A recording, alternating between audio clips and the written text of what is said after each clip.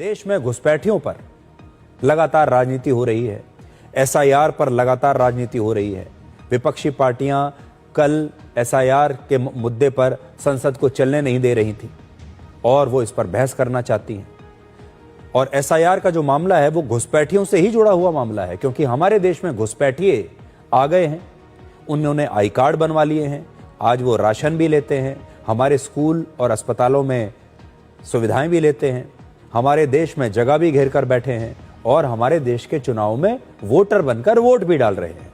अब इस पर सुप्रीम कोर्ट ने एक बड़ी सख्त टिप्पणी की है, जिसे आज विपक्ष के नेताओं को सुनना चाहिए।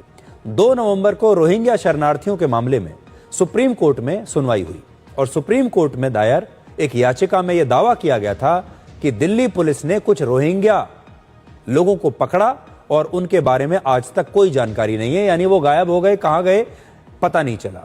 इस सुनवाई के दौरान सुप्रीम कोर्ट ने कई बड़ी बातें कही हैं, जैसे सुप्रीम कोर्ट ने कहा, क्या भारत सरकार ने रोहिंग्याओं को शरणार्थी घोषित कर दिया है? अगर कोई कानूनी तौर पर शरणार्थी नहीं है तो फिर वो घुसपैठिया ही कहलाएगा। कोई घुसपैठिया आता है तो क्या हम उनका कालीन बिछाकर स्वागत करेंगे? पहले अवैध तरीके से भारत में आते हैं, फिर चाहते हैं कि यहां का कानून उन पर लागू हो।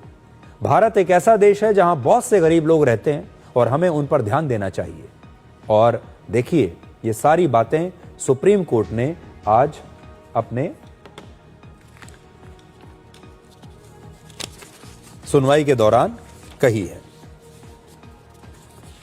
और सुप्रीम कोर्ट ने आज पूछा है कि has Indian government declared Rohingyas as refugees? तो भाई, अगर उन्हें शरणार्थी घोषित कर दिया गया है तब तो सरकार उनके बारे में चिंता करे कि आखिर वो कहां गए। फिर उनके ऊपर भारत के सारे कानून लागू होते हैं, उनके मानव अधिकारों की भी रक्षा की जाएगी। और ये साफ साफ भारत के चीफ जस्टिस ने कहा है, if they don't have legal status to stay in India and you are an intruder, we have a very sensitive border in the north India side. If an intruder comes, do we give them a red carpet welcome, saying we would like to give you all facilities? यानी अगर कोई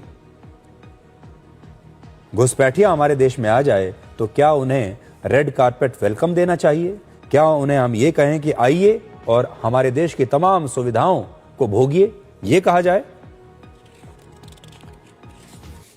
आज जो लोग SIR का विरोध कर रहे हैं, उन्हें इस खबर और सुप्रीम कोर्ट की टिप्पणियों को ध्यान से सुनना चाहिए, क्योंकि एसआईआर के जरिए ही अवैध मतदाताओं की पहचान की जा रही है और इसके डर से ही पश्चिम बंगाल में बड़ी संख्या में अवैध घुसपैठिए अब वापस बांग्लादेश भाग रहे हैं। हमने आपको उनकी तस्वीरें कई बार दिखाई भी है।